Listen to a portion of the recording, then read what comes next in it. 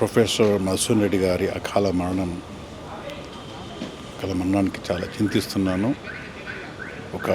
నేను 81, 83 అప్పుడు MA political science Osmania ఇన్స్టిట్యూట్లో చేసినాను.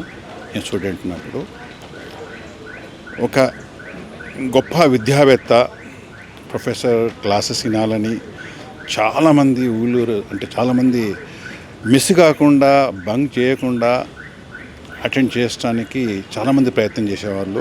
యాక్చువల్లీ నేను పీజీ కాలేజీలో ఉన్నా కూడా 1-2 క్లాసులు సార్ క్లాస్ వినాలని కూడా ఆర్ట్స్ కాలేజీకి వచ్చి కూడా సార్ క్లాస్ విన్నాను. మరి తర్వాత నేను యాజ్ ఏ పోలీస్ ఆఫీసర్గా ఏసీపీ సైఫాబాద్లో ఉన్నప్పుడు తెలంగాణ ఉద్యమం అప్పుడు చాలా పీక్గా జరుగుతున్నప్పుడు సార్ని కలవడం జరిగింది.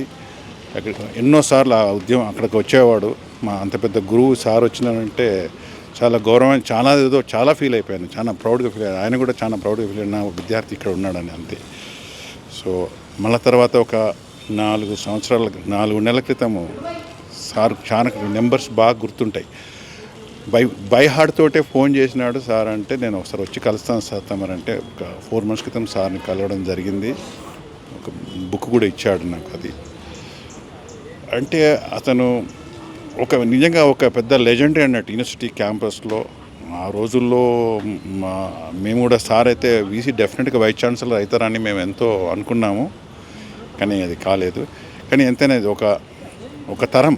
అంటే ఆ సారు ప్రొఫెసర్ గారు నిజాం పాలనలో కొంత చదువు వారి విద్యాభ్యాసం జరిగింది.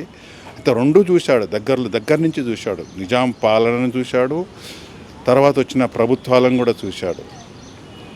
అంటే ఆ రోజుల్లో విద్యాభ్యాసానికి చాలా కష్టమవుతుండే అసలు. మళ్ళీ ఎట్లా వచ్చారో కానీ వారికి విద్యాభ్యాసం భాగ్యం జరిగింది, చాలా గొప్ప. బట్ అన్నిటికంటే మంచి శిష్యులను తయారు చేశాడు. ఒక సబ్జెక్ట్ మీద ఎంత అథారిటీ ఉన్నదండి మేము చెప్పుకునే వాళ్ళం అప్పుడు మేము స్టూడెంట్ క్యాంపస్లో. ఎంతైనా తీరని లోటు ఇప్పుడు విద్యారంగానికి.